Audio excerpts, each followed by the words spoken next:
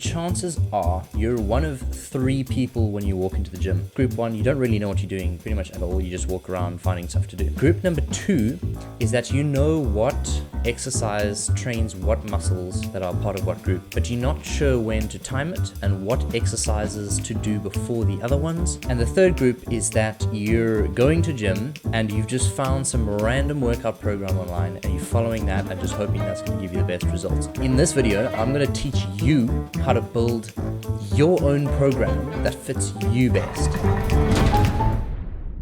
My name is Kathan. If you're new here, I'm an online fitness coach and a personal trainer qualified to help people transform their bodies. So ladies and gentlemen, today we're obviously going to talk about workout programming. It's going to be a decently long video, so take your notebooks out and get ready because there is a lot of information in this video, but it is all crucial for you to get the best workout program that works for you possible. So first of all, a program is a structure.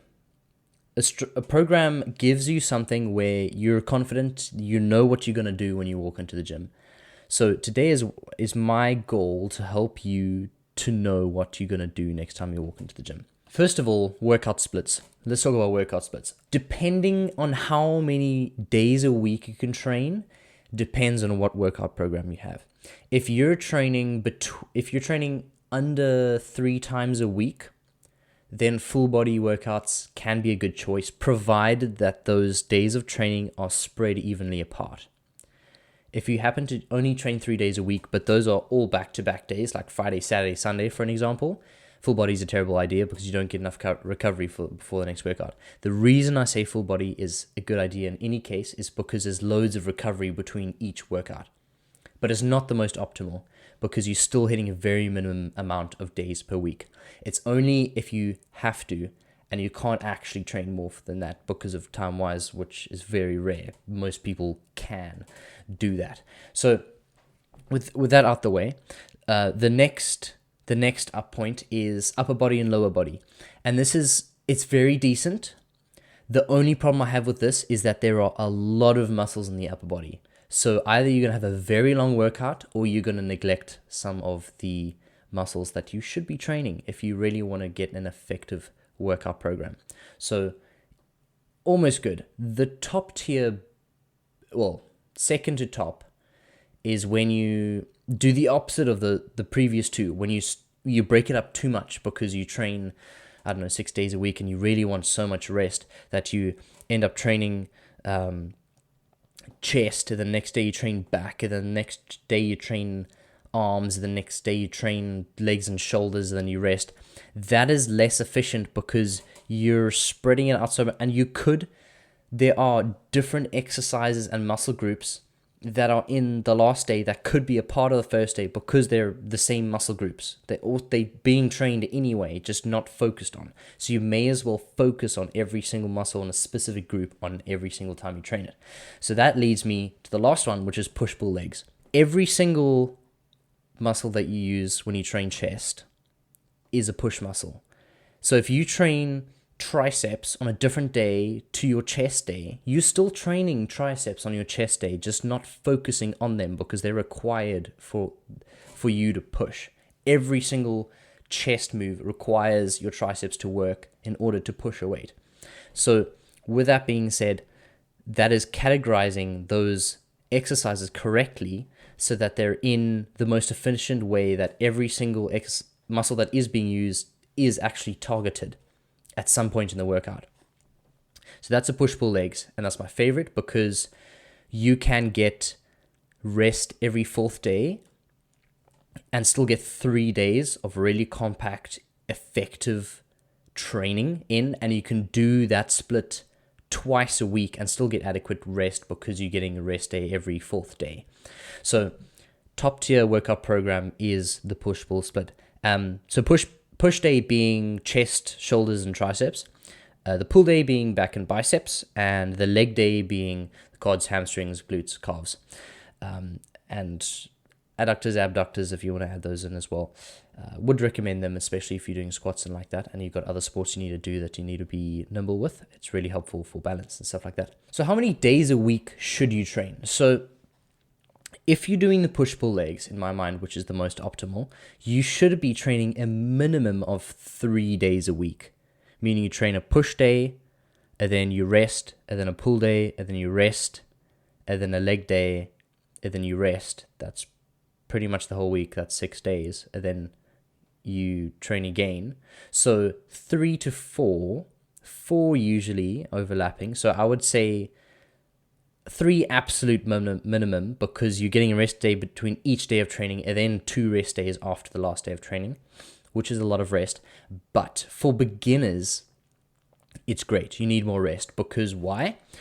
You're not used to this kind of exercise. Your body's going to take a huge toll on it, because it's like, what the heck are you doing to me right now? And it'll literally do that. And it'll take a toll on you. Have way more rest time is better for beginners, because they need more rest time. Because as a beginner, you have way less muscle, and that muscle's not used to being obliterated through weight training. So it's very new, so it takes a lot of strain. So more rest time is better. But that being said, as soon as you start to get used to it, more rest time is worse, because you've got less muscle, there's less to recover. So once your muscles get used to it, then there's, compared to someone like me who's been training like just over 4 years, like maybe 4.5 years, I've got a lot of muscle to recover after every workout. But if you're a beginner and you're just getting used to your training regime, then your body doesn't need to recover that much muscle, because there's only a certain amount of muscle strands that actually get damaged. Whether it's someone like me, I've got a lot of muscle strands that get damaged every single time I train them. So minimize the rest when you're accustomed to the workout program and you're still a beginner. Once you gain more muscle, then start taking more rest. But with that being said, as much as it is a science, listen to your body. Your body does know you better than you know science, if that makes sense. So listen to your body. It'll tell you more efficiently how to operate than any YouTube video will. One thing I would avoid is doing 7 days a week. You need rest. Rest is where you grow. So don't go over 6 days a week. I made this mistake of training for recently months and months just without taking any rest days, and my body just started to take a toll. And now I'm needing to take rest days like every 2 or 3 days, because my body's telling me to catch up. So don't train 7 days a week. Train 6 days a week. And this is just specifically to hypertrophy. It doesn't matter if you do cardio on your off day. That doesn't really affect it. It's specifically weight training that stimulates the muscles and damages the muscle cells for recovery to grow and get stronger. So don't train more than 6 days with a hypertrophy or a strength focus. Next up is sets and reps. So my automatic default for sets is 3. And there's a reason why it's very popular, and it's because it's very good. It's a good sweet spot. Sometimes I even do 2 sets if I'm feeling really fatigued, and it's one of those days where just everything just feels like it needs... I don't feel like I need to really train a muscle. It feels like it's still sort of like recovering in a way. Then I'll only hit two sets rather than 3 sets per exercise. But 3 sets is a good range, because if you do any less than 3 sets, then chances are you don't actually, for each individual exercise that's from the second exercise in your workout, you might not be able to actually properly hit a peak set. Because usually the second set or the third set is your peak strongest set. Because the first set, your muscles are getting used to a new exercise, and you're warming up in, not because you're cold, because you've done exercises before, but because your muscles haven't lifted in a specific exercise. Yes, I can't say this in a scientific term, but you know what I mean if you train for long enough. That every single exercise, your body requires different muscles and tendons to work. And so if you do a brand new exercise and you think that your first set is your most powerful, it's not. Your first set, ideally you want to go a little bit under your maximum weight. Treat it like like a working set, but a warm-up working set, so higher reps, slightly lower weight, and then from the second set, you hit your peak weight, if not even the third set. So once you go below three sets, you're missing out, you're potentially missing out on your strongest peak for each exercise. 3 sets make sure that you hit that peak of your strongest point for that exercise. Anything more drains energy before your next exercises, which wastes potential of muscle gain and strength gain for the next exercises. So don't go over 3 sets. Unless it's your first exercise and you're doing 1 or 2 warm-up sets, then you can get away with 5 sets, because 2 warm-up sets, then 3 working sets. And finally is rep range. Now you may be thinking, below 8 reps is like strength stuff, bro. Like from 8 to 12 is hypertrophy stuff, bro. They're not strictly separated to those rep ranges exactly, but there is a lot of truth behind that. If you're wanting to gain strength on an exercise in your muscle building program, then I would recommend sticking between 6 to 8 reps, because that's about the bridge where you still get very optimal strength gains, but you also enter the very optimal hypertrophy gains range. That's where the crossover is. That's 6 to 8 reps. So I do actually spend quite a few of my exercises in that 6 to 8 rep range, because I find not only do I really enjoy that rep range, but it falls in between the two where I gain optimally a lot of strength and hypertrophy. But with that being said, you don't stick to those for every exercise. For an example, something like lateral raises, you don't really want to go under 10 reps. It's utterly pointless to go under 10 reps. I would recommend anywhere between 12 and 16 reps for lateral raises. You really want to have a lot of reps. The reason being is because it's a smaller muscle. So it thrives off of not low reps, heavy weight, but slightly lower weight and higher reps, provided it's not like over 20, because you don't want to start doing endurance, because that's not going to gain you any muscle. So personally for me, I recommend the 6 to 12 rep range, because on the heavier exercises, you hit that strength gain area, and then on the more isolated exercises for muscle growth, you're gonna really benefit from the higher 12 rep range for stuff like bicep curls and lateral raises and tricep extensions and stuff like that. Those I would always recommend in the double digit rep range area, and compounds I'd highly recommend for the single digit rep range area, so like 6 to 8. And a general rule I have for ensuring you make progress when it comes to your training program is make sure that every exercise you do, you keep the same weight and you train as hard as you can, as many reps as you can. And as soon as you reach 12 reps, up the weight by the smallest increment you can. So if you're doing cables, you slot the pin in the next pinhole down. Or if you're doing dumbbells, you grab the next set up. Then next time you'll find you might only be able to do 8, even though you did 12 last time, because you went up by 2 kgs or whatever, 2.5, whatever it might be, maybe 5. Maybe you went from 12 to 8 or maybe even 6. That's fine. Stick to that weight and keep doing that same weight until your rep range goes back up to 12. Once you can do 12 rep range, once you can hit the 12 rep range, then once again increase the weight, and then so on. You're essentially climbing a ladder. That's the best way to make progress on your workout program, whether you're trying to grow, whether you're trying to get strong, whether you're trying to grow your muscle on a hypertrophic focus, then do that. If you're specifically only trying to get stronger, then yes, that rep threshold must go down. I'm skipping past that right now because we're not doing a powerlifting program. That is not what I specialize in. I'm a hypertrophy body transformation coach. So with that being said, 6 to 12 reps. And exercise selection. So there's a few categories for mainly 2. The 2 main for hypertrophy, just for context everyone, is muscle gain. So if you're training hypertrophy training, it's weight training for the sake of muscle gain. Two categories for exercises: compound and isolation. Compounds are exercises that hinge from more than one joint. For an example, bicep curl. This is an isolation. Why? Because it's hinging from one joint. Shoulder press. This is a compound movement. Why? Because it's hinging from both the elbow and the shoulder.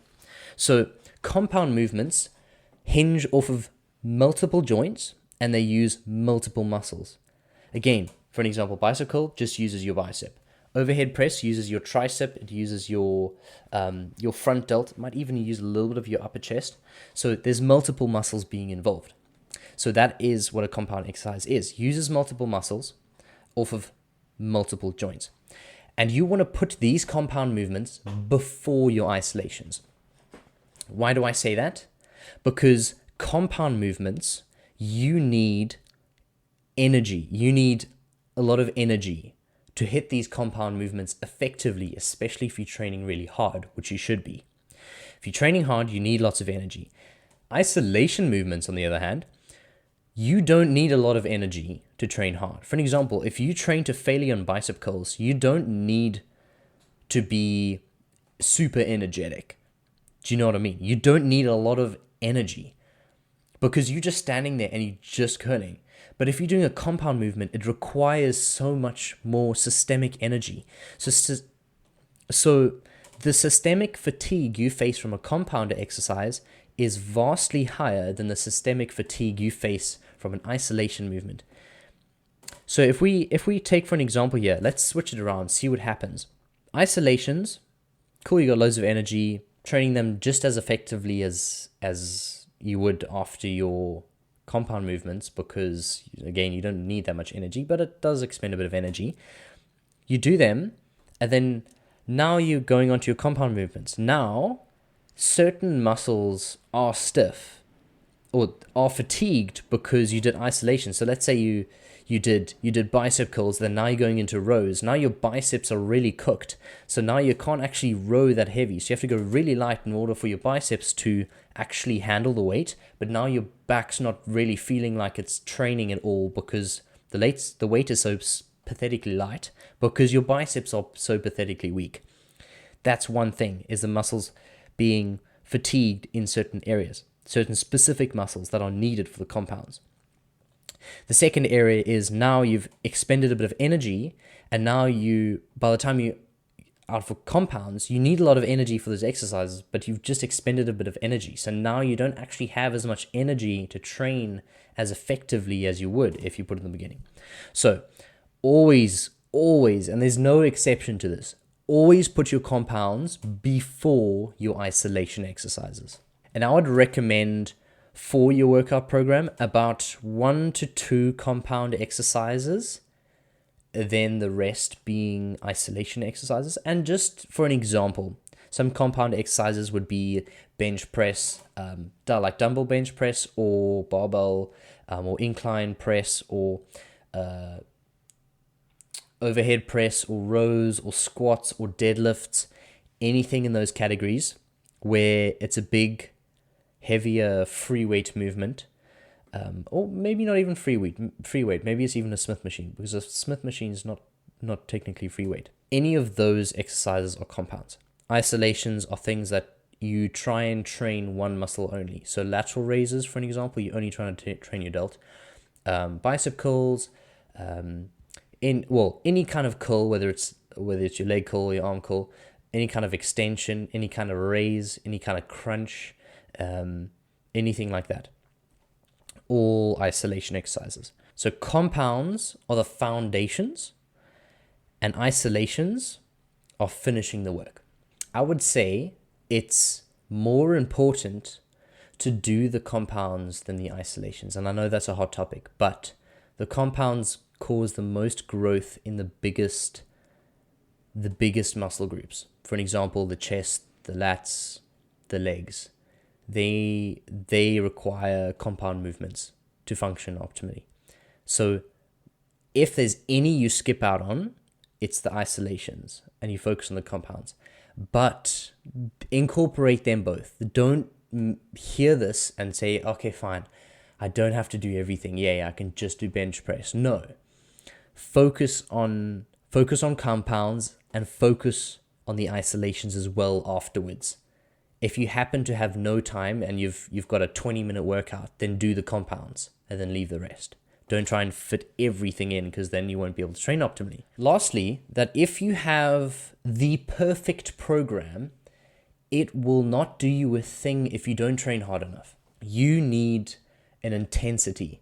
And I see this so much in new gym goers. They come in, although they don't know what they're doing, they could be gaining so much more muscle even with the crappy program they have if they just trained hard.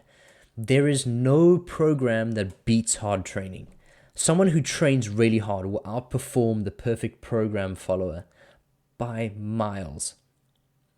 A hard trainer will always outperform a perfectionist. So once you build this program, actually commit to it and train really hard.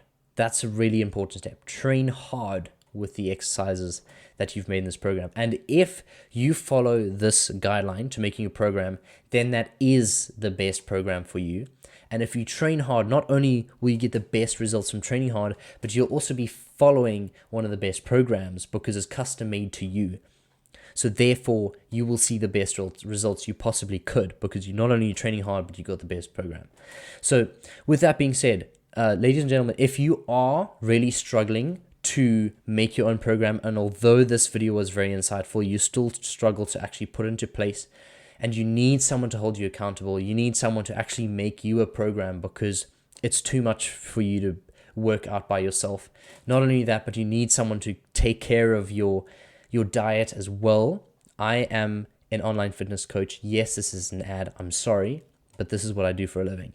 I'm an online fitness coach, and I help people transform their bodies, which in return transform their lives. I work with anyone and everyone who is willing to transform their bodies and willing to invest in their transformation.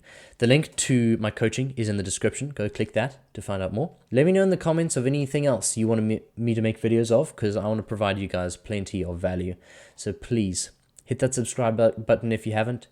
Hit the like, and I'll see you in the next video. Bye-bye.